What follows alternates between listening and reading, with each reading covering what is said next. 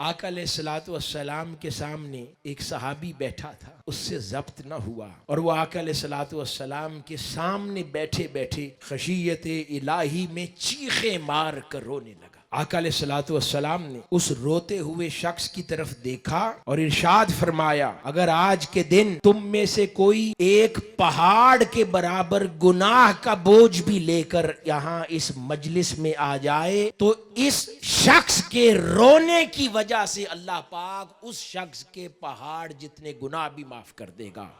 یعنی اس کے رونے میں آج اتنی خالصیت ہے، اور کیا حال ہوگا اس مجلس میں کہ جہاں ہر آنکھ روئے۔ تو ذرا سوچئے اس بستی پر اللہ کے کرم کی کیا عالم ہوگا۔